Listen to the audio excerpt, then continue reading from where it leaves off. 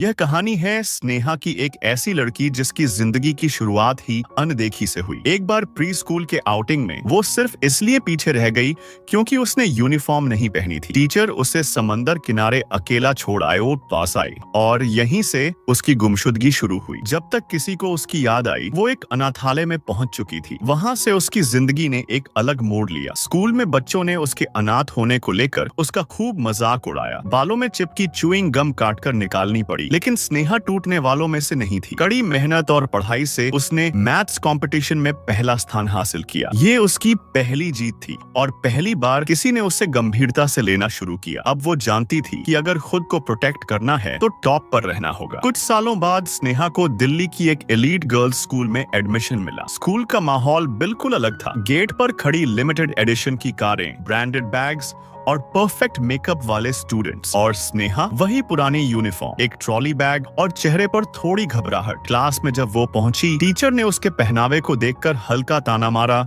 और उसे कोने की सीट पकड़ा दी। क्लास में सबकी नजरें एक नए स्टूडेंट पर थी, आलिया, जो स्कूल की सबसे पॉपुलर गर्ल थी। हर कोई चाहता था कि आलिया उसके पास बैठे, लेकिन वो सीधा चलकर स्नेहा के बगल में बैठ गई। स्नेहा को नहीं पता था कि ये एक साइलेंट स्टेटमेंट था और इसके बाद उसकी जिंदगी फिर से मुश्किलों में पड़ने वाली थी। ब्रेक के बाद कुछ लड़कियों ने उसे घेर लिया, कहा कि आलिया के पास बैठने की सीट छोड़ दे, लेकिन स्नेहा ने मना कर दिया और कह दिया कि उसे उस कोने की सीट की कोई खास लालच नहीं। फिर एक और लड़की, नताशा, उसके पास आई और कहा कि वो सीट स्वैप कर लेती है, साथ में गिफ्ट भी देगी। लेकिन स्नेहा ने ठंडेपन से जवाब दिया, गिफ्ट की जगह मेकअप ले लेना, तुम्हें ज्यादा काम आएगा। ये सुनते ही नताशा का पारा चढ़ गया। उसी वक्त आलिया दोबारा क्लास में आई और सीधे स्नेहा का हाथ पकड़कर बोली, चलो बहुत दिन हो गए, लंच साथ करते हैं। सब हैरान रह गए और यहीं से स्नेहा की नई कहानी शुरू होती है। क्या तुम जानना चाहोगे आगे क्या हुआ?